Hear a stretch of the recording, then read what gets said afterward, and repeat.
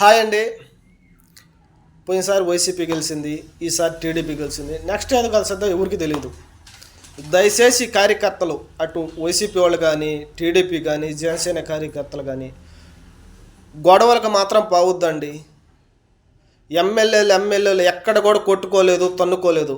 వాళ్ళంతా వాళ్ళ ఇంట్లో పెళ్ళి అయితే వీళ్ళు వస్తారు, వీళ్ళింట్లో పెళ్ళి అయితే వాళ్ళు వస్తారు. శుద్ధంగా భోజనాలు చేసి ప్రశాంతంగా ఉంటారు. నష్టపోయేది కార్యకర్తే, దెబ్బలు తినేది కార్యకర్తే. దయచేసి ఆలోచించండి, ఆలోచించి నిర్ణయం తీసుకోండి. దెబ్బలు తగిలిందంటే మనొక్కడికి తగలదు, మనకు తగిలిందంటే మన ఫ్యామిలీ నష్టపోద్ది. దయచేసి దాని మీద దృష్టి పెట్టండి.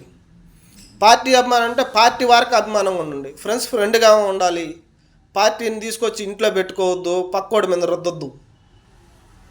మా పార్టీ కదా, నన్ను అన్నీ చూసుకుంటుంది. ఏం చూసుకోదు ఏ పార్టీ కూడా. పొయ్యేమో జెండా పట్టుకున్నాం, గమ్ముకు వచ్చాము అన్నట్టే ఉంటుంది.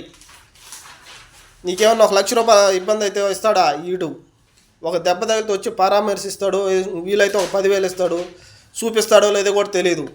దయచేసి మనసులో పెట్టుకొని ఆవేశాన్ని తగ్గించుకొని మాట్లాడేదానికి కోపాలకి తాపాలకు పోవద్దండి. ఏ కార్యకర్త అయినా, అది వైసీపీ కార్యకర్త కానీ, టీడీపీ కార్యకర్త కానీ, జనసేన కార్యకర్త కానీ, దయచేసి కోపాలకు పోవద్దని నా ఒక్క విన్నపం.